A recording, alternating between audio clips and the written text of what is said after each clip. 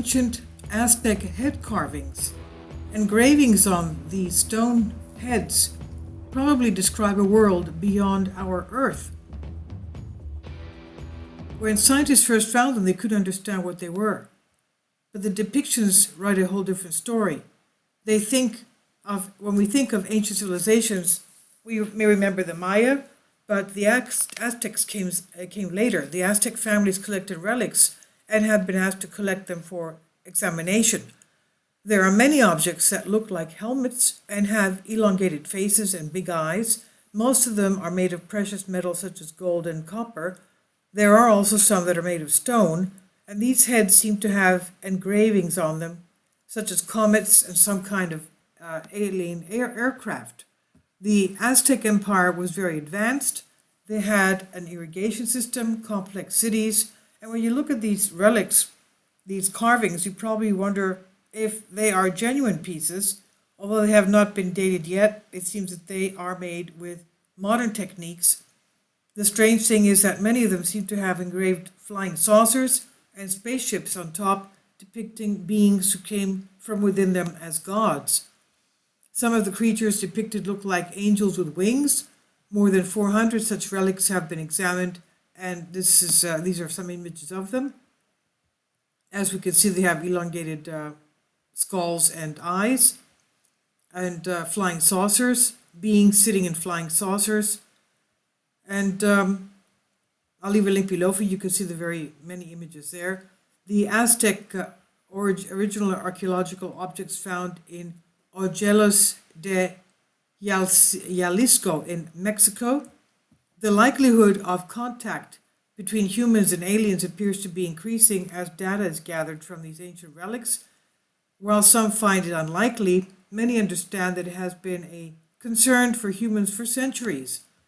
And of course, this is not the only relics. This is not the only area of relics or myths of ancient alien contacts. We even have the Tully Papyrus found in Egypt. It was supposedly a written account of one of the last pharaohs of Egypt, describing the landing and sighting of UFOs and ETs landing over the Giza pyramids. And the pharaoh describing this landing called them the overlords of Egypt. In other words, the pharaoh, who was considered a god of Egypt, called these beings the overlords of Egypt. In other words, what were they? Now we even know the emerald tablets written by Thoth the Atlantean. He claims that he was the builder of the Giza pyramids and the Sphinx, and that he even had a space vehicle, a spacecraft that he built, hid under a Sphinx in a Giza pyramid plateau.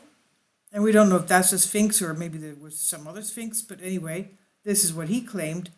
And anyway, tell me what you think. I think this is really fascinating. Why would they make such faces and depict them, engrave them with these images of beings from space and flying saucers? Very strange. And comets as well. And I've translated this for you from a Greek article from Diadrastika.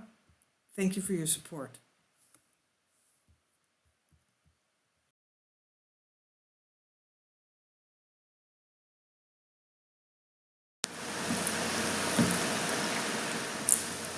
If you'd like to join me on my Patreon account, you will hear content not covered by mainstream media.